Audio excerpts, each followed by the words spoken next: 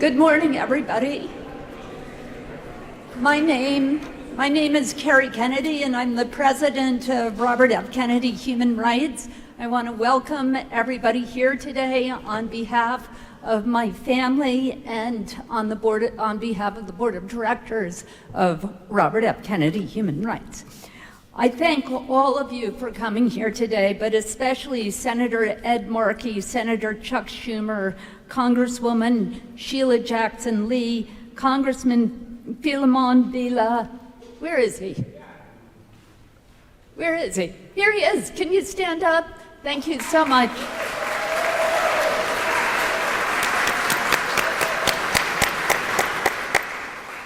Honorable Elizabeth Bagley and Honorable Hattie Babbitt.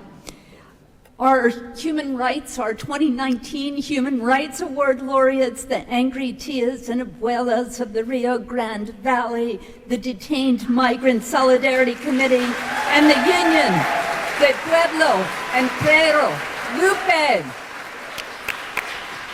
And thank you especially for the great Dolores Huerta and her daughter Camila Chávez.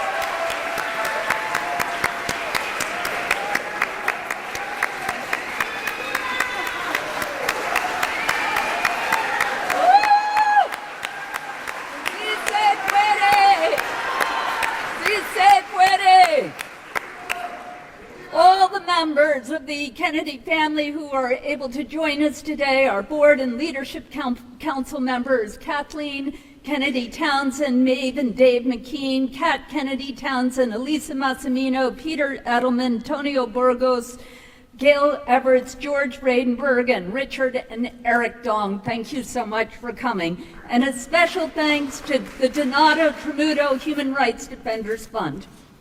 Thank you.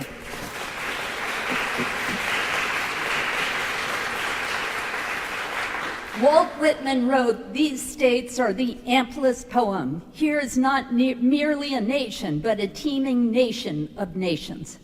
What does it mean to be a nation of nations? For the women and men who conceived it, it meant a commitment to forge reality from the dreams of those who arrived on its shores. Whether they were escaping poverty or oppression, these people who left their countries, their families, their friends, their possessions, shared a faith that there was something better, far better, that awaited them in this new place, and they sacrificed everything. While our country rests on ground stolen from indigenous nations who cared for this land for generations, all subsequent Americans, as Franklin Roosevelt pointed out, are immigrants or descendants of immigrants. We come, therefore, from rare stock. Our nation was made by women, children, and men in chains or escaping the bondage of repression. Think of their fear and imagine their collective courage. That courage is our common heritage, courage mustered by every woman, child, and man who ventured to America. John Kennedy wrote about this shared identity of America when he described us as a nation of people with fresh memory of old traditions, who dared to explore new frontiers, people eager to build lives for themselves in a spacious society that did not restrict their freedom of choice and action.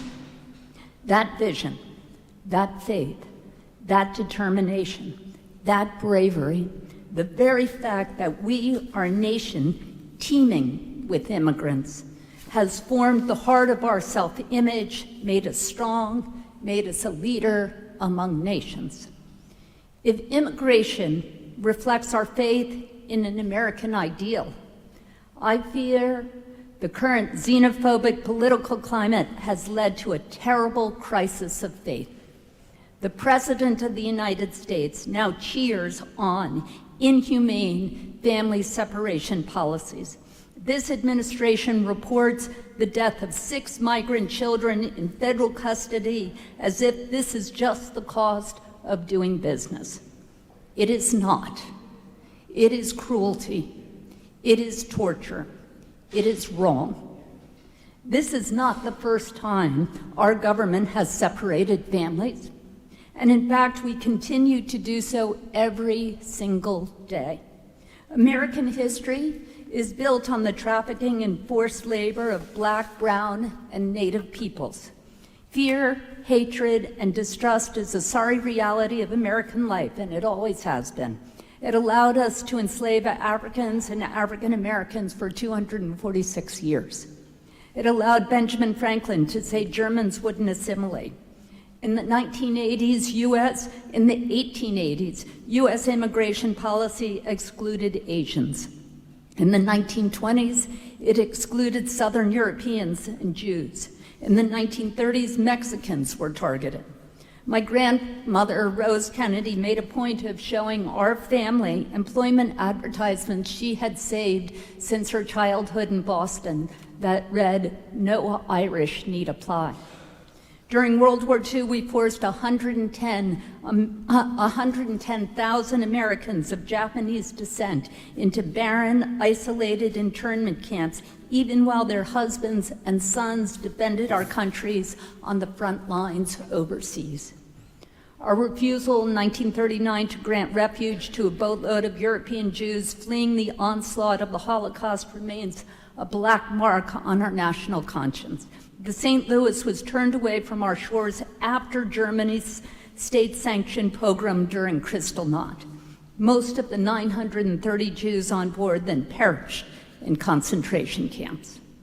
This legalized bigotry is part of a larger phenomenon of the dark side of the American spirit. It was exemplified by George Wallace in the 1960s, Lyndon LaRouche in the 70s, Pat Robertson in the 80s, Pat Buchanan in the 90s, Rush Limbaugh in the 2000s, and Donald Trump today. These voices say we must build a wall along the border, urge us to slam tight the doors, batten down the hatches, slash immigration, gut foreign aid, dismantle the government, increase access to guns, deny women control over their bodies, and expand the death penalty. While the administration attempts to claim their self-made family separation crisis ended last summer, we know that is a flat-out lie. Every day at the border, children continue to be stripped from their guardians, their siblings, their aunts and uncles, and their grandparents. Our criminal legal system continues to be weaponized to tear families apart every single day. Those fleeing persecution to follow the process laid out and protected under international law to claim asylum are now being forced to wait on bridges and in shelters for days and months on end in places where they could be and often are kidnapped, trafficked, and abused. This administration is torturing families to score cheap political points by riling up racist sentiments to shore up support for an administration that, by all accounts, is failing this country in nearly every measure of well-being.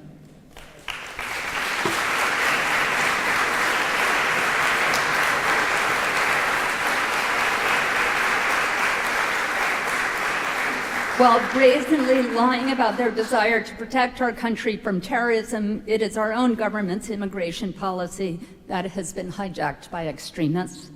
Immigration policy is especially frightening to me because it is the clear vestige of legal racism. As such, it is a reflection of the structural racism we see and many experience in our country every day. Today, we honor those who act in defense of our higher national ideals. No one knows better the awful cost of the Donald Trump, Stephen Miller immigration crisis than the organizations working on the ground to stop their attempts to normalize the inhumanity of their rhetoric and policy. The three groups we honor today have refused to be silent in the face of injustice.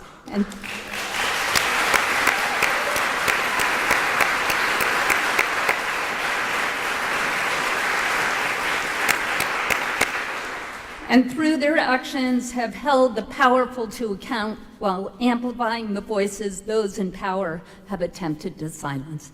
They restore our faith in that most American ideal, the freedom of immigration and the welcoming of immigrants.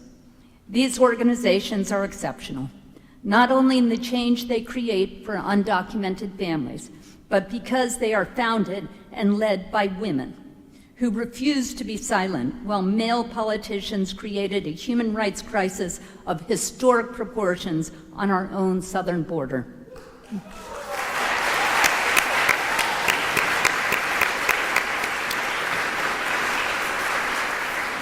My father, Bobby Kennedy, believed we should govern through the politics of compassion, and these women and their colleagues live that principle in every day of their activism.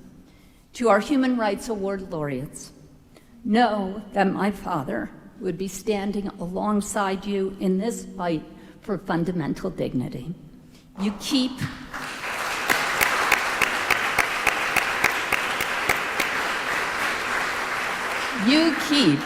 Robert Kennedy's legacy in every vigil, every lawsuit, every march, and every victory.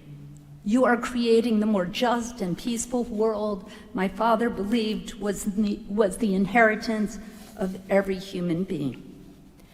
Today marks the 51st anniversary of my father's passing. On April 4th, 1968, that terrible day when Martin Luther King was killed, he spoke to a crowd in Indianapolis, and he told them the terrible news about the loss of their leader. And then he implored us to tame the savageness of man and make gentle the life of the world. Thank you to our laureates and everyone in this room. Thank you to Dolores Huerta, and a special thanks to all of the Robert F. Kennedy staff and interns who join us here today for all you're doing in your lives to tame the savageness of man and make gentle the life of the world. Thank you very much.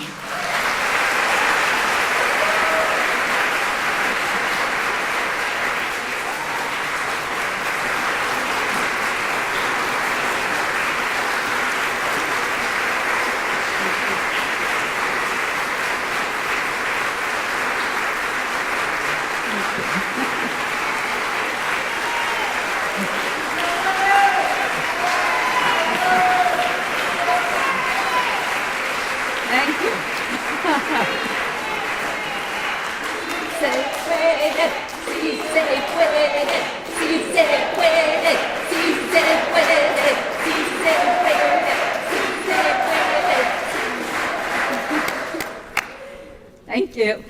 It is now my great honor to introduce the great Dolores Huerta. In 1955, Dolores founded the Agriculture Workers Association, set up voter registration drives, and pressed local governments for barrio improvements. While there, she met César Chávez, and the two of them decided to resign from the security of their jobs and establish the United Farm Workers in 1962. Dolores's organizing skills were essential. I'm just going to interrupt my speech for a second. This was so amazing because they had these secure jobs, and how many kids did Helen and César have at that time? So they had 8 kids. Dolores eventually had 11. And they said, but this is something a little bit, it's about Dolores, but about Helen Chávez. They said to her, okay, we're gonna sell our homes, we're gonna move to Delano, was it to Delano? And then you were gonna be a farm worker, and you're gonna pick every day, 12 hours a day, and then you're gonna take care of our 19 children while César and I go out and organize the farm workers. And that's what she did. And their whole family survived on food from churches. And I mean, you guys are so extraordinary and such heroes. I have to say that.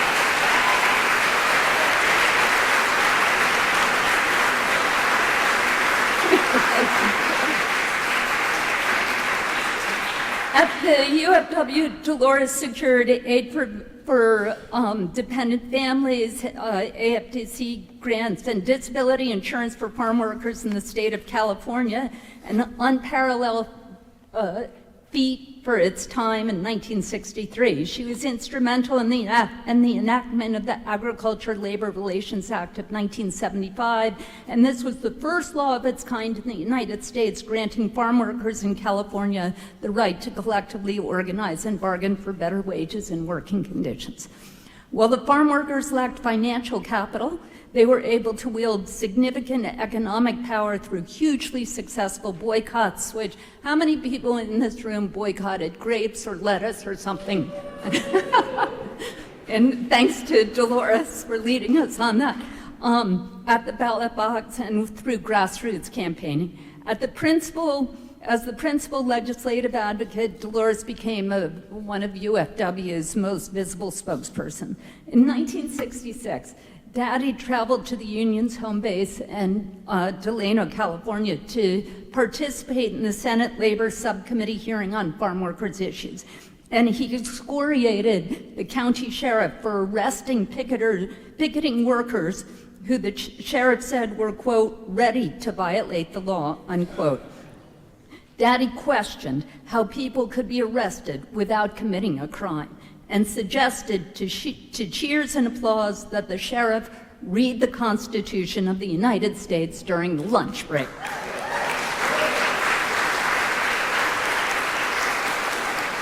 No one as prominent as my dad had before become an advocate for the predominantly Mexican-American workers who were protesting harsh labor conditions in California's grape fields.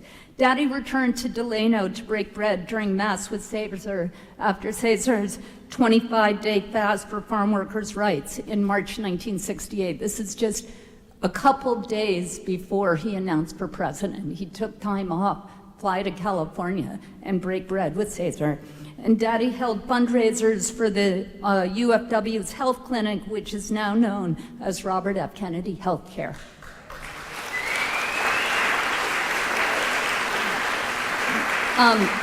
My father called off the police when law enforcement officials tried to block hundreds of UFW protesters who were marching from Delano to the state capital of Sacramento in support of farm workers' rights. When he ran for president, Dolores and César took a lead from the UFW, and they are credited with the huge turnout in the Latin American community, which allowed my father's victory in California and gave him so much momentum going into the convention in Chicago. And some of my father's very, very last words were thanking Dolores for her work.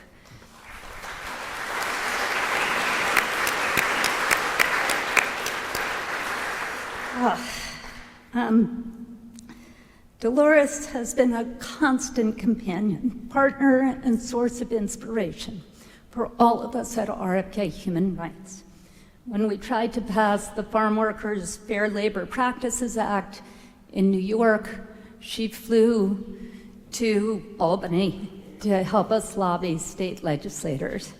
Last year, when we went to the Texas-Mexico border, Dolores was there leading the charge. It is my honor to introduce my shero, the woman who coined the phrase, "Yes, we can." Please give a big "Si se puede." Welcome, Dolores Huerta. Si se puede, si se puede, si se puede, si se puede, si se puede.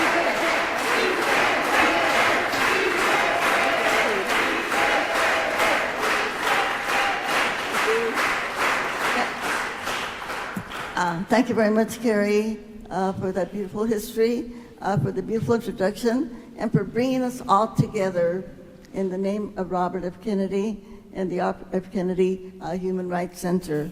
It's a great honor to be here with all of you.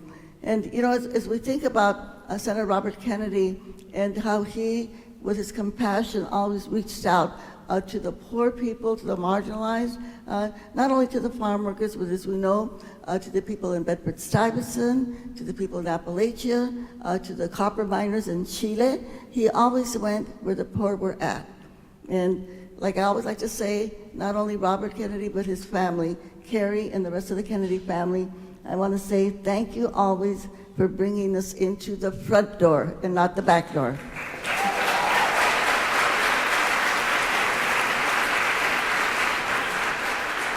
And we now know that today that immigration is one of the top issues, and it is so unfortunate because we know that Senator Ted Kennedy was at the table in 2007 when they were really on the verge of trying to get an immigration bill passed at that time. And you know, when people say, why do we want to give legalization and citizenship to immigrants, we have to just say this has always been the policy of the United States of America from day one, because we are a nation of immigrants.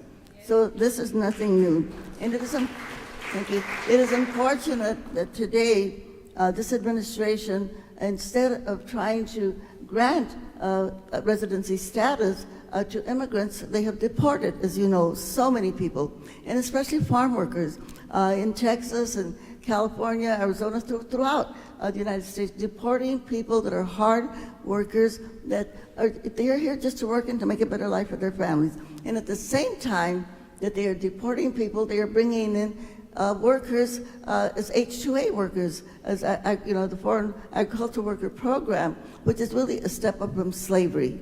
A step up from slavery because they really don't have any rights. They can't get unemployment insurance, they can't get Social Security, they don't have the right to organize, and it is a huge displacement.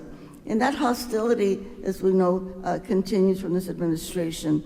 And then when we think about the refugees that are at the border and all of these great organizations that are being honored today that are helping them, and you know, one of the things that we kind of overlook when we talk about why refugees are coming, well, number one, we always say, oh, well, because of poverty. And that's been for decades. And I always like to say, you know, when we buy bananas, does the money that we pay for the bananas go to the people in Guatemala, Honduras, or El Salvador? No, it goes to our banana companies in the United States of America. So that their poverty status has been there for decades and continues. But there's something different now. There's something different now. When the refugees at the border tell us, as they told Carrie, myself, and others that were there, when they say they are escaping violence and terror, they mean it. They mean it. And one of the things that we really don't focus on is the number of guns that have been shipped to those countries by the NRA. And by the way, I just want to put a shout out to Medea Benjamin, Code Pink, who is here in the house, okay? Because they have been fighting the NRA for a long, long time. And people don't know this, but in Mexico, there is only one munitions store, one. So all of the guns that are going into Mexico are coming from where? From the United States of America. All of the number of people, there are tens of thousands of people that have been killed in Central America because of the guns that have been shipped into those countries from the United States of America. So when refugees tell us, as one man told me when we were there at the border, he said, they killed my nephew. They shot my nephew. I don't want them to kill my son. So he brought his son trying to get asylum here in the United States of America. So we really have to pay attention to what is going on when we think about that violence. Now, again, when we talk about gun violence, we know that it was gun violence that took Mahatma Gandhi, okay? Mahatma Gandhi, by the way, I just want to, because when we talk about the Robert F. Kennedy Human Rights Center, and we have to talk about nonviolence. And of course, this is what César Chávez stood for, as you all know. This is why he did those 25-day, 36-day water-only fasts, you know, to talk about nonviolence so that we can solve our issues without violence, without people hating each other, without people killing each other. Well, this, in October, is going to be the 150th year of Mahatma Gandhi's birthday. And I think all of our organizations, and hopefully many of our institutions, will celebrate Gandhi's birthday and say, let's talk about erasing the culture of violence that we have here in the United States of America. It's time. It's time that we start talking about it. Because the culture of gun violence is not only killing our children in schools, in synagogues, as we know, almost every day now we hear another report of another mass shooting of people that are getting killed by gun violence. It's something that we have to stop, and as citizens, we have to, all of us have to step up to the plate and say, we've got to do something to stop gun violence. And as we know, again, it was gun violence that took Senator Kennedy from us on this day, so 51 years ago. And that's why we're here. But I just want to thank the Kennedy family because they have continued to bring us together on this important day and for all of the important work that you are doing to make our country better. And you know, the hostility that we have from this administration, I do have to mention this because it's upon us. You know, trying to put the citizenship question on the census so that they can somehow identify people that are not citizens. And one of the things that we want to say to everybody, hopefully the Supreme Court will say, no, it shouldn't be on the census questions because it hasn't been there before, right? Except that, you know, a few times when they had a very few times when they did have to use that question. But if they do put that citizenship question on the census, we're just going to say, you know what? We're all going to boycott the question, okay? None of us will answer that question. We'll just leave it blank, okay? So we'll just have to remember that. And then I just want to say, too, on the whole issue of the census, I know a lot of people think, oh, well, we don't have to worry about that because that's like the next April. No, we have to start today and tomorrow to start talking about the census. And just say to everybody that we know, if you do not get counted, your community will lose tens of thousands of dollars per person. Each one of us, if we do not get counted, your community will lose tens of thousands of dollars for your school, for your health care, for infrastructure in your communities. So I think we've got to start saying this and start campaigning to get volunteers to go out into the neighborhoods. Because if your comadre or your friend comes to your door and says, please be sure and fill out that census form, and we know it's going to be hard, it's going to be digital, they will fill it out. Okay? Now, if a stranger comes to their door, they may not open the door, especially after the ICE raids. Okay, so I think we all have to make a commitment. We have to make that commitment. And I want to quote Senator Robert Kennedy, some of his last words, just before he was taken from us. He said, we have obligations and responsibilities to our fellow citizens. We have obligations and responsibility to our fellow citizens. So let's remember his words and take it upon ourselves that we will get out there, we will help on the census, we will volunteer, we will go door to door, as I know many of you do, to make sure people get counted. We will also do this to make sure that people vote, because we cannot have a democracy in our country unless each and every one of us participates. And then I want to quote the words of Pablo Neruda, a Chilean poet, who said this: they can cut all the flowers, but they can't hold back the spring. They can cut all the flowers, but they cannot hold back the spring. So, remembering Senator Robert Kennedy, we are going to be the gardeners. Vamos a ser los jardineros, okay? We are the ones that are going to be sowing the seeds of justice out there, remembering Robert Kennedy, remembering César Chávez, Dr. Martin Luther King, and of course Mahatma Gandhi. And those flowers of justice are going to grow, and they're going to get stronger, because they cannot crush us, right? They cannot crush us. We are going to get stronger. So,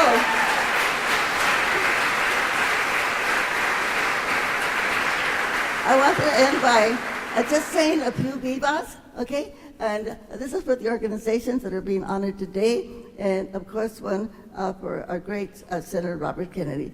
So let's start the first viva for the abuelas, this is the grandmothers, and the tias, these are the aunts, okay? That are working with our immigrant rights groups, the tias and abuelas. So I'm going to say viva the tias and abuelas, you all say viva. And then we're going to say another viva for the people that are working on the detentions, the great work that they're doing, and they'll describe that as they come up. And then, of course, one for LUPE, La Unión del Pueblo Entero, which means really bringing our communities together, okay? So I'll go first, and you just say, viva, as loud as you can, all right? Viva for the abuelas y tias. Viva for the, see, I'm going to mess this one up, for the detention, let me see. Detention Immigration Solidarity Committee, okay? Viva! And one for LUPE, Viva LUPE, Viva! And a really great big one for Senator Robert F. Kennedy. Que viva Robert F. Kennedy, Viva! And one, of course, for Kerry Kennedy and the RFK Human Rights Center. Viva! Okay, and one more thing. Let's all clap together, and we're going to say, yes, we're going to make a commitment to justice, a commitment to nonviolence, and we'll say, si se puede, but all of us working together, organizing. Okay, let's go. Si se puede.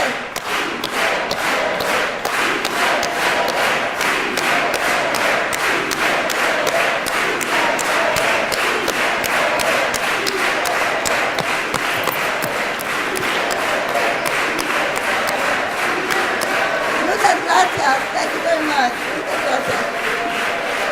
Thank you.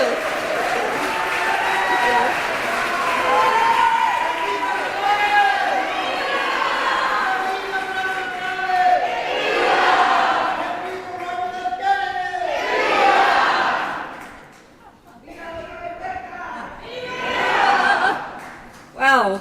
Thank you, Dolores.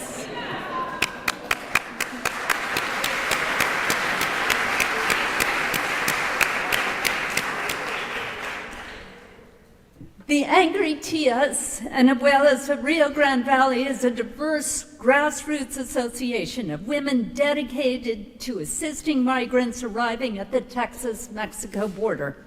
It was spontaneously organized in the summer of 2018, just a year ago, by local women, bringing food, water, and blankets to endangered migrant families stranded on the international bridges in South Texas.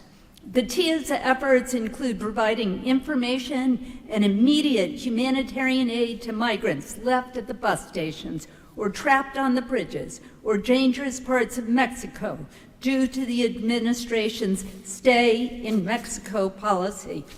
Please welcome the Angry Tias and Abuelas as we present the Robert F. Kennedy Human Rights Award.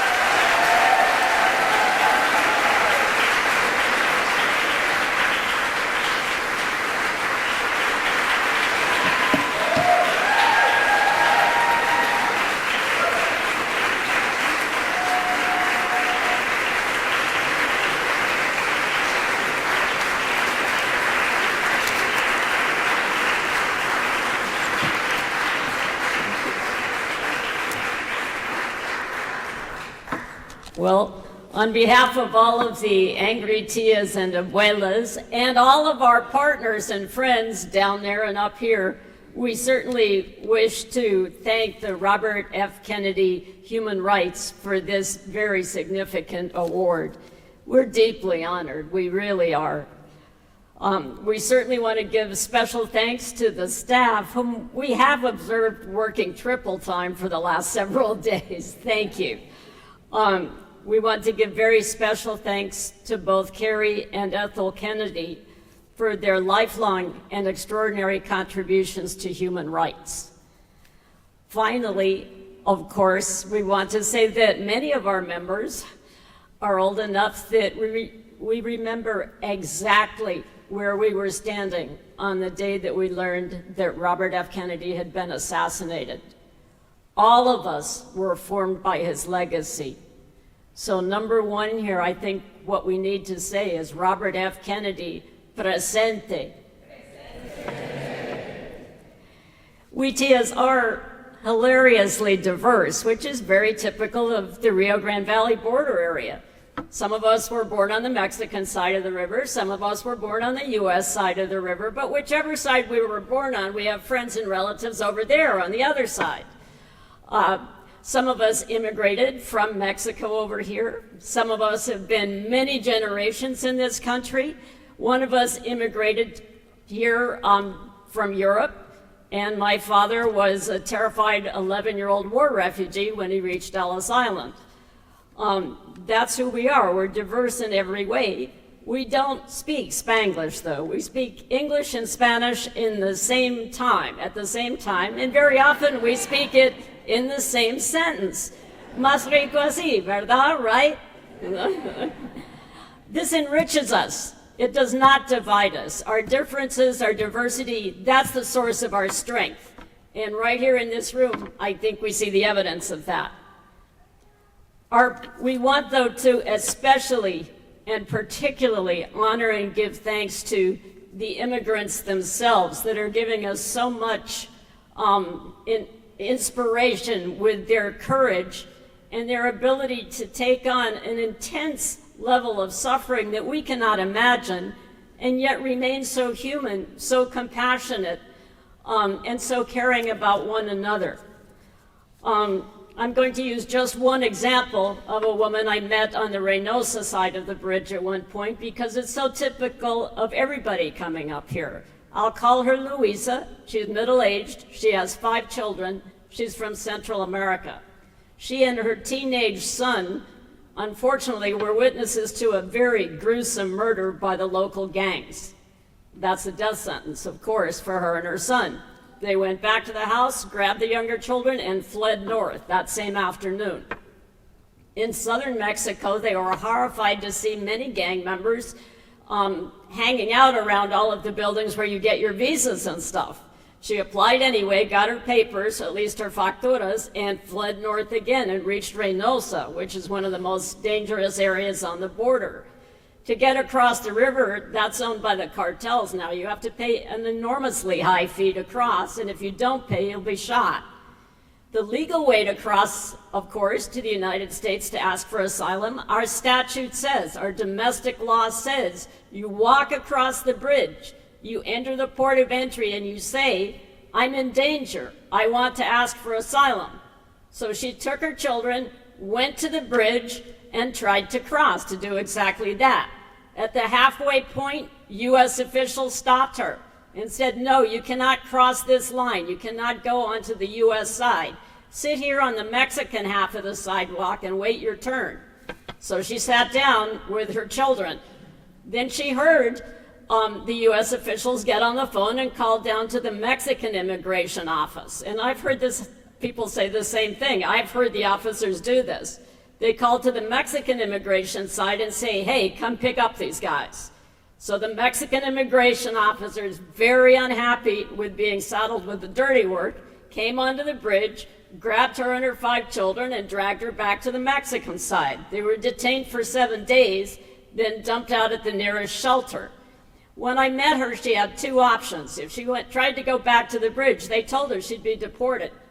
If she tried to cross the river, she had many small children, and she'd heard all too many stories of toddlers falling off the raft in a rough current, only to have the boatman say, no, we don't stop in the middle of the river, and the child was left to drown.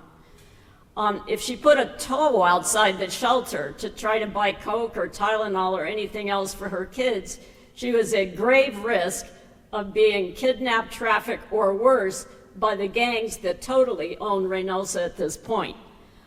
So she talked to me about her options. And she said, I know, since it's a gang issue, that I don't have a good chance of getting asylum. I may get deported. In that case, I'll die. But I need to figure out how to keep the children safely in the United States. And then she looked me dead in the eye and she said, would you adopt them? That way, if I get sent back, at least I'll know they're safe. What kind of Sophie's choice are we forcing on these poor people? This woman is exactly like my father and so many others. Every person in this room has a relative that came to this country on the run in exactly the same way. So lastly, I want to recognize that we're all just a great big tapestry. We're a very interesting weaving of all kinds of different committed and compassionate individuals. So we're accepting this award, of course, as part of that tapestry. And we accordingly would like to name some of our very close friends and partners in the Rio Grande Valley. We want to honor, for example, Mike Seaford and Team Brownsville, Gladys, who is called the Angel of Matamoros, the different shelters in Matamoros that go day and night, the Reynosa shelters that somehow protect the hundreds of people flowing into their buildings from the gangs that wait outside the gates. We want to honor the sisters who have operated La Posada shelter in San Benito since the 80s. Jody Goodwin, Lisa Brodiaga, and Thelma Garcia, 3 immigration attorneys who work day and night and who have roughly half their caseload pro bono. Texas Civil Rights Project, the Presbyterian Church Networks, and of course Sister Norma Pimentel, who began the extraordinary Catholic Charities Respite Center back in 2014. Dr. Marcia Griffin, the renowned and honored pediatrician who treats most of the people coming into those shelters and who also is pioneering organizing physicians throughout the United States to care for migrants as they arrive. People coming out of the Yalera, as you know, are horribly ill. It's freezing in there due to the air conditioner. They're crowded and sleeping on the floor. There's no showers permitted, no toothbrush. A child with chicken pox was not taken to a clinic, so the entire dormitory came down with it. We are making them ill. We deny them medical care, and many are dying. So thank you to Dr. Marcia Griffin. We want to especially thank 2 people who work with us just as volunteers at the bus station in McAllen and who are very humble and who simply think they're doing the right thing. One is Rolando, a United States veteran with stage 4 cancer who spends every single waking day at the bus station. And Luis, a former firefighter who has an amputated leg, who also spends each and every day there to assist the arriving refugees. There are so many others. We thank you one and all, everyone here. Thank you.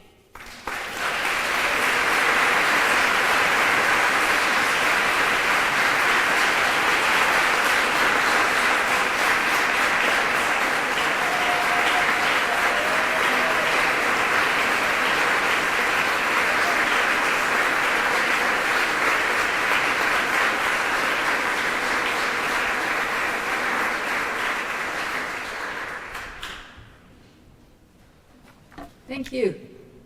Whose is this? You want it here? We can leave it here. Do you want it? Oh, okay. Sorry about that. Jennifer, thank you so much for those moving remarks. Jennifer worked with us at Robert F. Kennedy Human Rights about 25 years ago when she was attempting to hold the U.S. government responsible for people who had been tortured in Guatemala, and with Sister Diana Ortiz. So really great to reconnect with you, Jennifer, and see the extraordinary work that you and your colleagues are carrying on. Thank you so much. The Detained Migrant Solidarity Committee are a group of liberation activists building community to practice solidarity with detained migrants. Together, they challenge the inhumanity of the U.S. migrant detention system, its practices and policies, by holding a visible presence and raising awareness of abuses in their communities. Please stand as we present the Robert F. Kennedy Human Rights Award to the Detained Migrant Solidarity Committee. Thank you.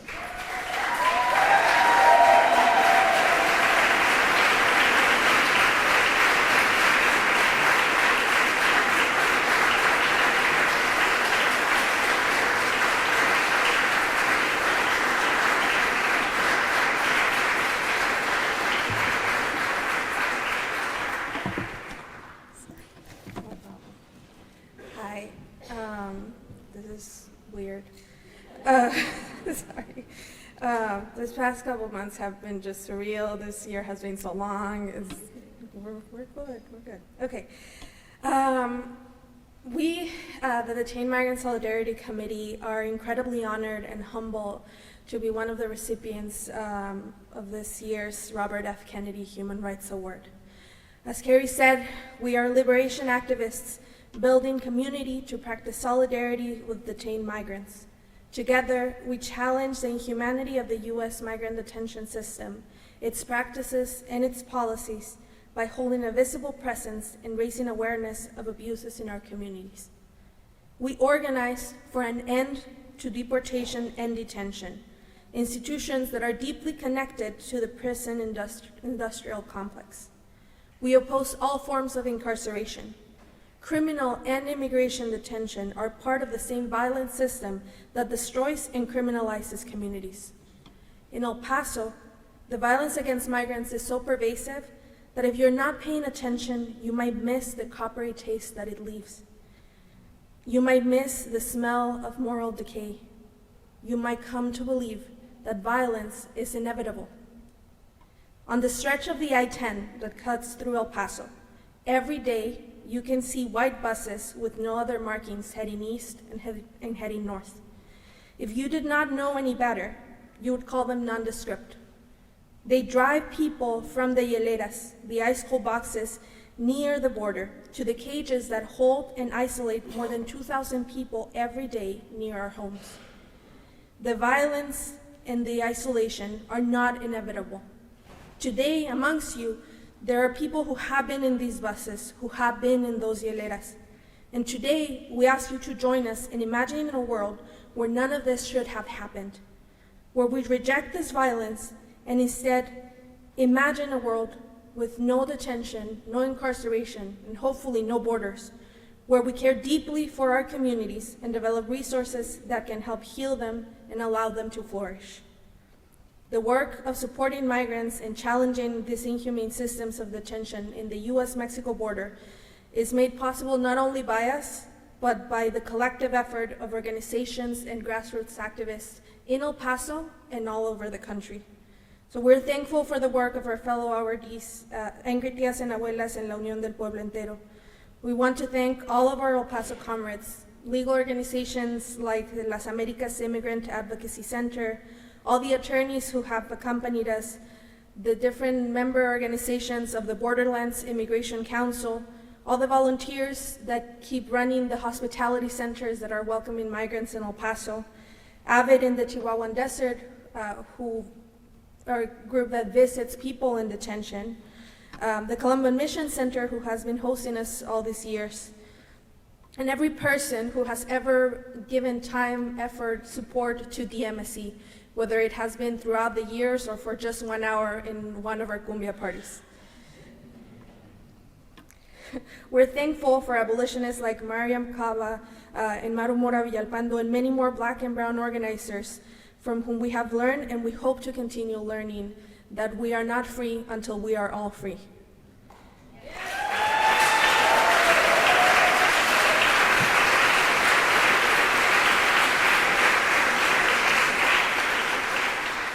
We want to thank also the community bail and bond funds that are part of the National Bail Fund Network, especially to our child, the Fronteriza Fianza Fund, which has allowed us to provide momentary relief and free people from detention while we continue to push for liberation. Donate. We are thankful for the comrades in SIG Coalition, SALDEF, Familias Trans Queer Movement, and many other organizations who have worked and continue to work with us in the fight to end detention. We want to also thank the comrades at South Asian Americans Leading Together, Movimiento Cosecha, Mi Gente, the member organizations of Detention Watch Network, especially Resistance at Northwest Detention Center, who have been leading the fight and yet still find time and energy to hold space for us when the work feels too heavy. And more than anything, we're thankful for the work of everyone directly affected, all the people who continue to fight for their liberation and their liberation of their detained compañeros. To all of those who have been liberated, to all of those who have been deported, and to all of us who remain detained, your courage is awe-inspiring, and it really shouldn't have to be.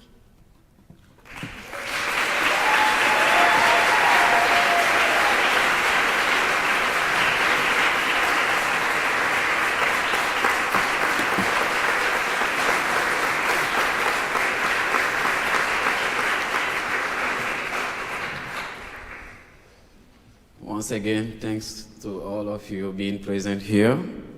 My name is Marius, and I'm from one of the West African countries. I'm here today just to share a little bit about my experience as an asylum seeker at the detention center in El Paso. And before that, I would like everyone, each one of you over here, to reiterate a great thanks that I want to give, especially to DMSC. We can just say thanks to them because they really save lives, and especially me being here in front of you today.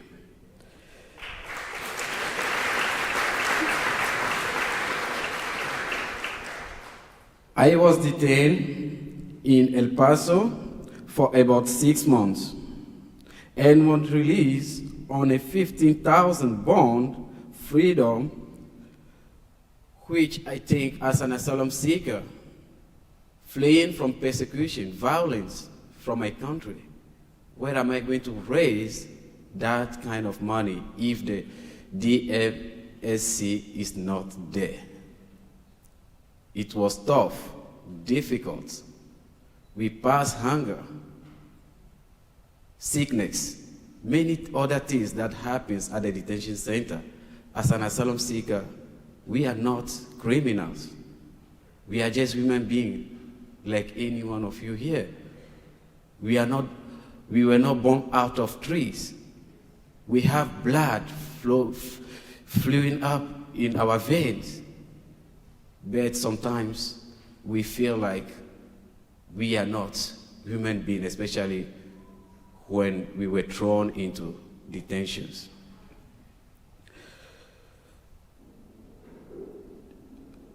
Immigration bond ranging from $1,500 to $250,000 today in the United States. I want to tell you a little bit about my experience. I came to US, which was very difficult and risky for me. I came looking for protection, but the reality I'm experiencing has not been one of protection. Yes, I do feel safer in some ways, but I still feel at risk as an asylum seeker here. I don't feel accepted. I feel no way to walk. I have no healthcare insurance. I have no access of education. I know that no single nation can bear the entirety of the world asylum seekers. But it's important to remember that we are human beings. We share in the desire to have better life, to access what should be basic rights: health insurance, education, and the ability to work. In the US, asylum seekers have no voice. We do not count as refugees. Here, this is no pathway for asylum seekers to be recognized as such. So we need to organize with each other to build community while we fight for our cases. Thank you very much.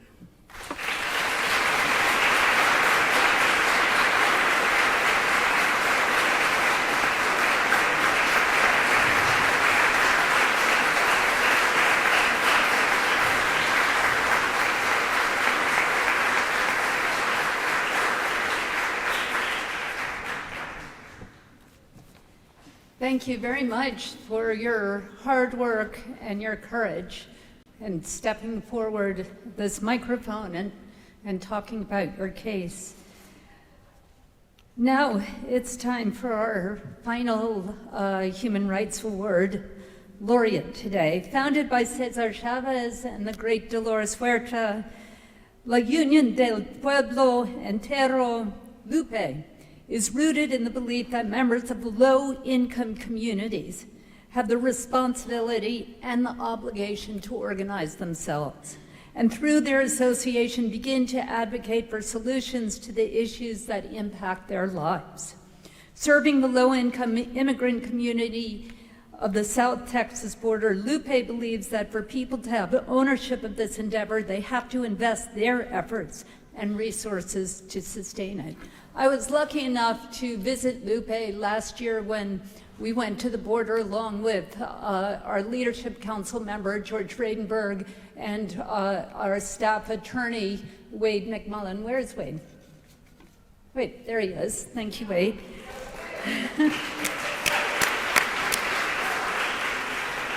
And we sat in the offices that day, and with a woman, her 2-year-old child and her 12-year-old son.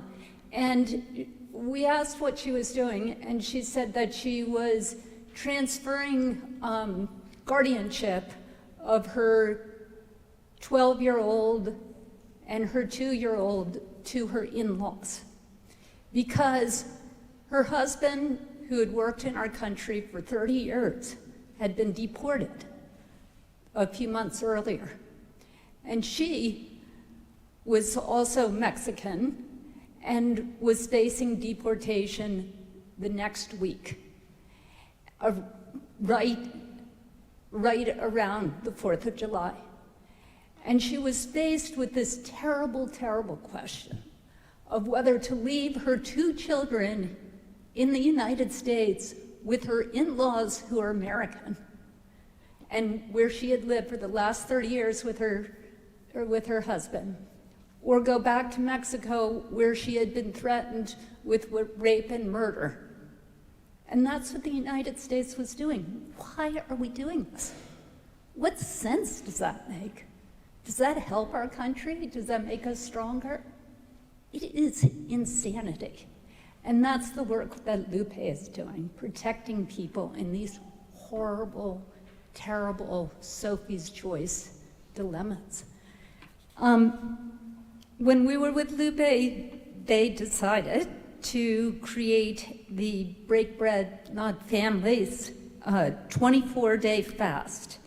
And when I sent an email to my siblings and my nieces and nephews and cousins asking them to join, within 24 hours, 46 Kennedys signed up to join LUPE in that fast.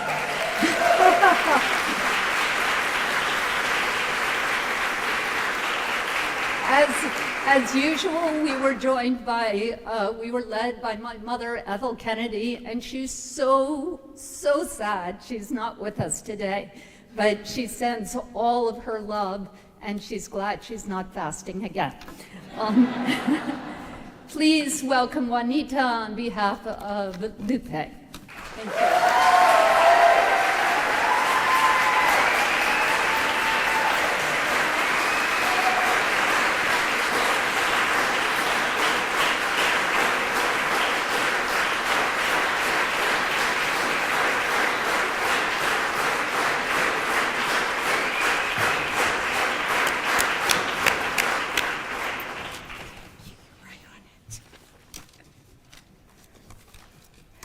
Hola, muy buenos días. Good morning to all. So glad to be here, and it's such an honor to be here with all of you. 50 years ago, Senator Robert Kennedy joined César Chávez, UFW co-founder, to break, like Carrie had mentioned earlier, a 25-day fast, water only, to recommit the Union to nonviolence. Since then, the Kennedy family and the farm worker movement have been bound to honor nonviolent organizing. Both of our families have been devoted and supportive of each other. The Kennedys went to South Texas. Carrie Kennedy and LUPE co-founder, Dolores Huerta, kicked off a 24-day prayer fast chain. A fast that reminded many of the histories that are shared by our families. More so, the fast once again aimed to end the violence against our communities. No matter how many years go by, the Kennedys and the farm worker movement will be bound for life. Thank you, Carrie, and the Kennedy family, the staff, like also Carrie mentioned earlier, Wade, who has been with us throughout this, Belen, and many other of the RFK staff.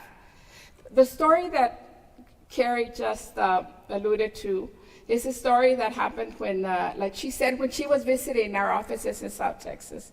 I'd like to mention that that office is one of our staff who does immigration work, is Mari Trujillo, and she's here. If she could stand, she met you.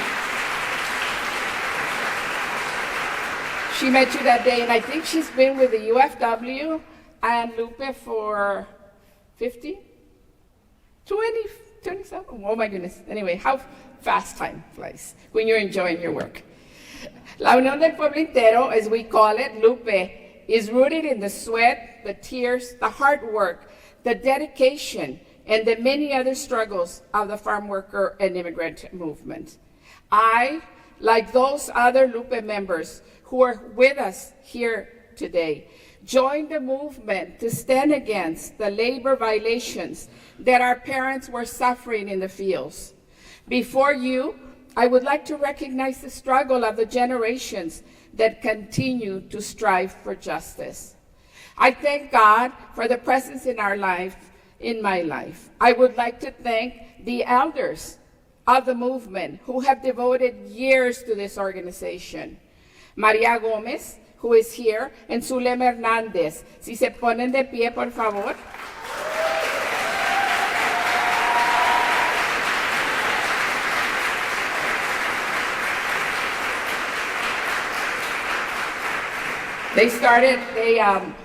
Actually their participation was right out of the fields when César and Dolores were first with us. Since then, as we know, in 2003, well, that's when LUPE, La Unión del Pueblo Entero, came to South Texas, but before then it was with the UFW. I would like to darle las gracias a ustedes dos, ¿verdad?, por su compromiso con la organización. Son los años de dedicación que ustedes han dado a LUPE. No estaríamos aquí sin sus compromisos también. Thank you for your commitment to this organization. Without the years that you have dedicated to this organization, we would not be here today. To the staff, ¿dónde está el staff? Por aquí. Thank you for the invaluable service you provide to our LUPE families.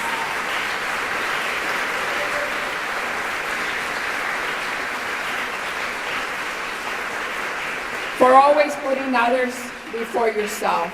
We are so lucky that you're part of this LUPE family. Thank you.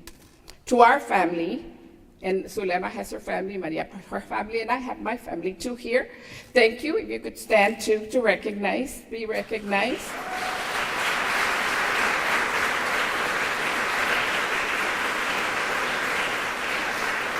I want to thank them for their prayers and also for their invaluable support you have given us to allow us to dedicate our life to the movement. I know we have missed important dates and occasions, many, of our family history, but you have always understood the great responsibility we have to serve the community. A los miembros de LUPE, mil gracias por poner su confianza en nuestra organización. Yo sé que no ha sido fácil unirse al movimiento y sacrificar su tiempo como miembros con sus familias por el bien común. Gracias que nos dan los momentos cuando ustedes no tienen bastante para compartir. Y en los momentos que la furia les sale del corazón, honramos la paciencia que tenemos de no violencia. Gracias por criar sus familias en nuestro movimiento. I want to thank our LUPE members for placing their trust in their organization.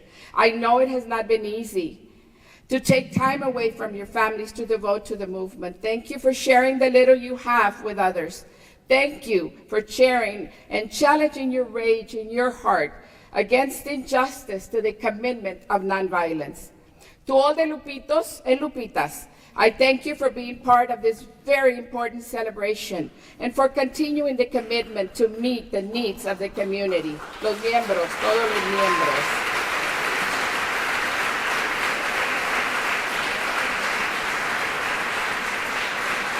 Gracias por su sacrificio de estar aquí con nosotros, de acompañarnos. I also want to recognize Give Kashkuli, who's with the United Farm Workers, for his long years of work here in Washington, D.C. on behalf of the, over here on this side, and all across the country, thank you for your work. I am also pleased to introduce Congressman Filimon Vela, who is joining with us today. I know he had to, could you please stand? He's over here on this side.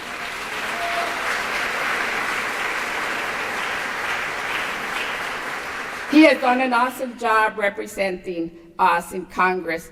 And as many of you know or have read his quotes, he is not afraid to speak his mind.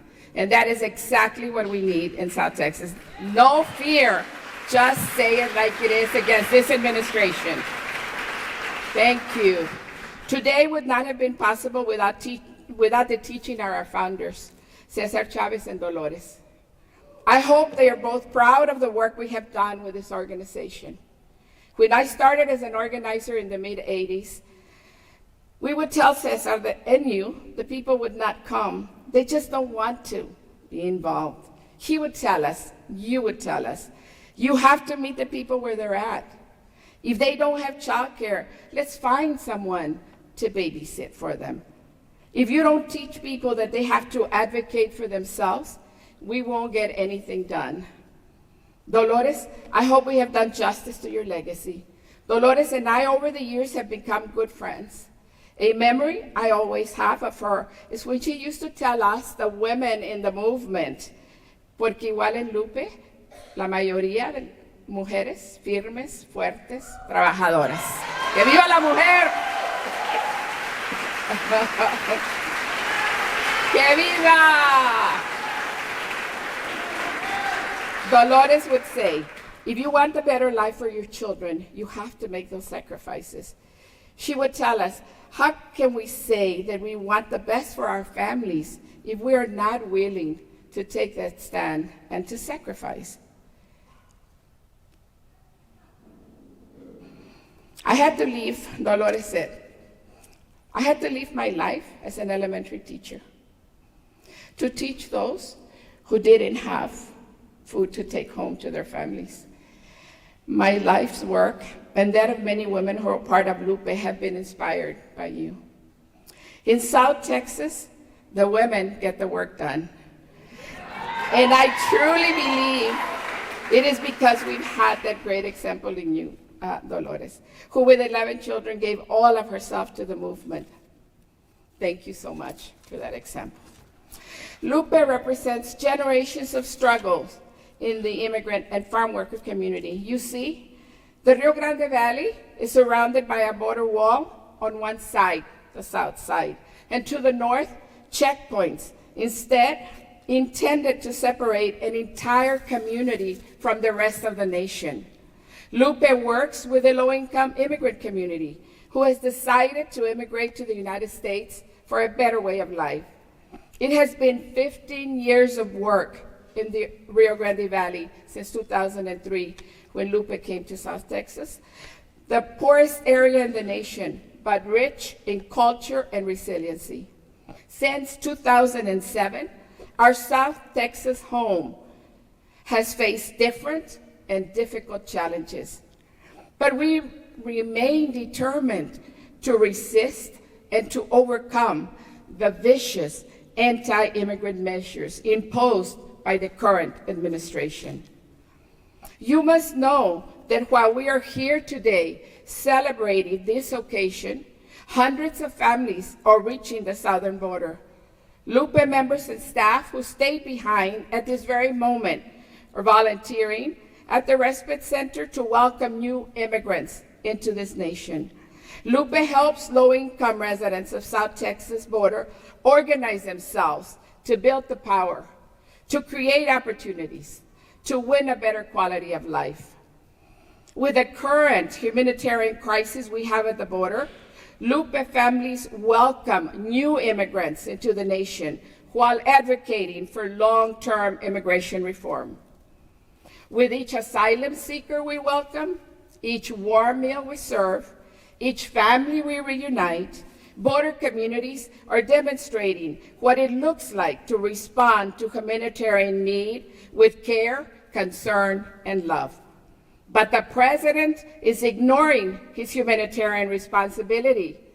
He's using children and other vulnerable people to manufacture a crisis at the southern borders. It is a cynical ploy to push for more money, build more legal authority to cage families and children, exclude asylum seekers, build wasteful, damaging border walls. And it's his primary 2020 re-election strategy. Let us not forget. It is so important that we push back on Trump's attack on new immigrant families and asylum seekers at the border.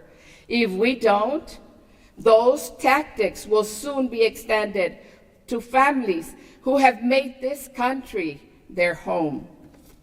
It's ridiculous that the president wants Congress to increase the funding of agency he's using to create the crisis. We should be getting Border Patrol and the military out of what should be a civilian humanitarian crisis. Respond. That is why LUPE members are advocating for a humanitarian response to a humanitarian need.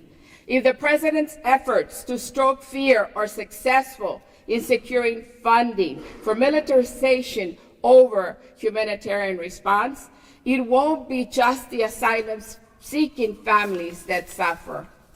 The prestigious RFK Human Rights Award means that more people will learn about the work of LUPE and the others that are being recognized here today to create a border region where families can remain together and all can thrive. The history of our organization is rooted in the legacy of social justice and nonviolent organizing. Finally, I am proud to accept this award on behalf of LUPE members, LUPE staff, and the community that searches for justice. And we also applaud and congratulate the other recipients for their contribution to these efforts that are invaluable. Long live Kennedy and César Chávez. Que viva César Chávez. Se me durmió mi equipo. Que viva Dolores Huerta, como siempre.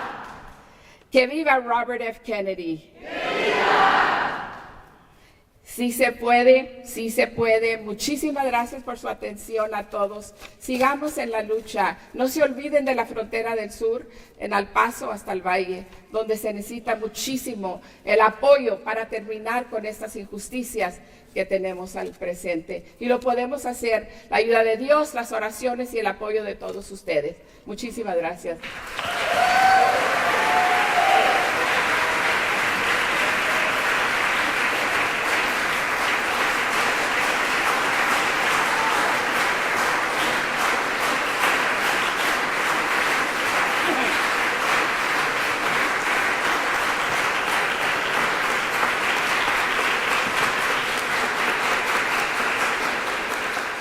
As always, our leader, Dolores, says, say it in English. Okay. Lo único que and start in Spanish. She was just saying thank you so much, and to thank all of you, and to remember all of those that are on the southern border from El Paso to the valley, what is going on, the situation that many families are enduring. And keep in mind, I didn't say this in Spanish, but now I remember that the zero tolerance is not over. The children are still being separated. We need the support of all of you, wherever you may be, that to call your representatives or in some way get involved, that this issue may be resolved. Thank you so much.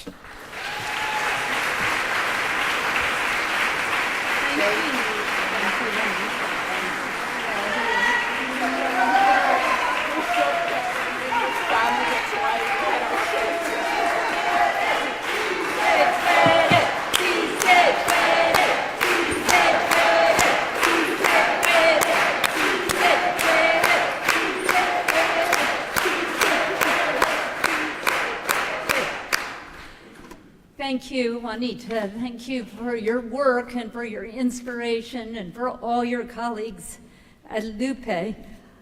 I want to acknowledge a couple of people before I close. So my sister Kathleen is here, and the idea of this human rights was award was hers so many years ago. So thank you, Kathleen.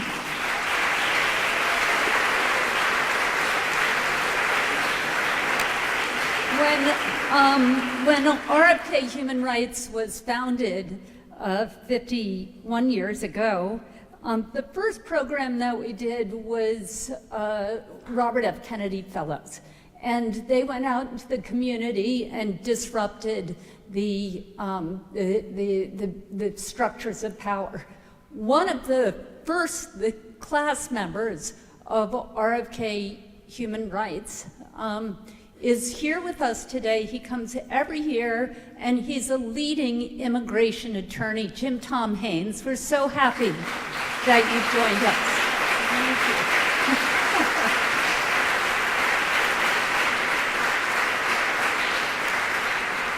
And finally, you know, this type of event does not come together without a very large team of people working on it. And I want to again thank everybody at the RFK staff and our colleagues with tailor-made experiences that made this happen today. But I especially want to thank Belin Bonilla, who really worked every day, night and day, to make this happen. So where's Belin? There she is. Thank you.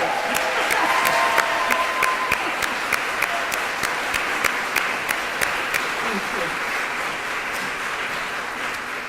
I want to end with this poem by Maya Angelou. It's called A Brave and Startling Truth. We, this people on a small and lonely planet, traveling through casual space, past aloof stars, across the way of indifferent suns to a destination where all signs tell us it is possible and imperative that we learn a brave and startling truth. And when we come to it, to the day of peacemaking, when we release our fingers from fists of hostility and allow the pure air to cool our palms, when we come to it, when the curtain falls on the minstrel show of hate and faces sooted with scorn are scrubbed clean, when we come to it, when we let the rifles fall from our shoulders and children dress their dolls in flags of truth, we, this people on this small and drifting planet whose hands can strike with such abandon that in a twinkling life is sapped from the living.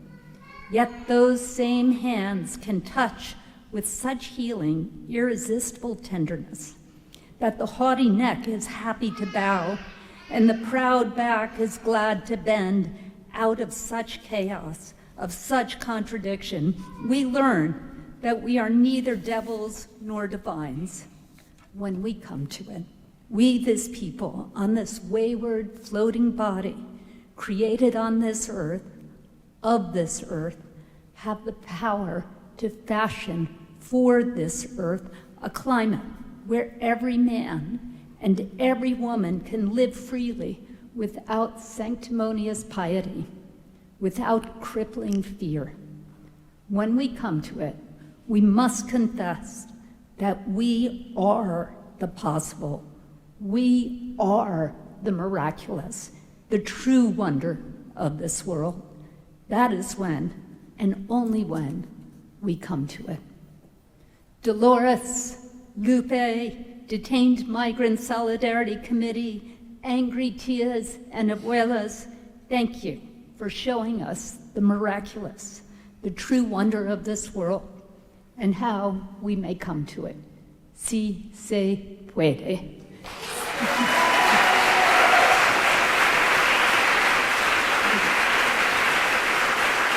Thank you.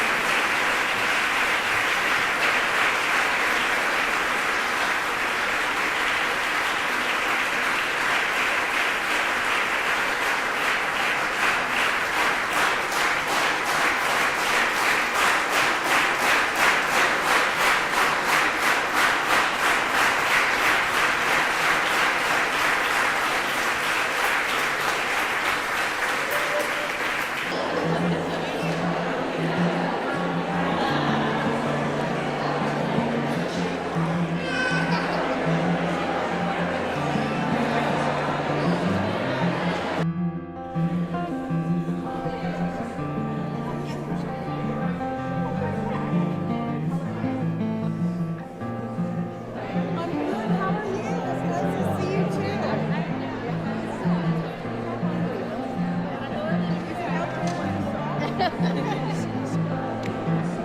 someone out there who knows.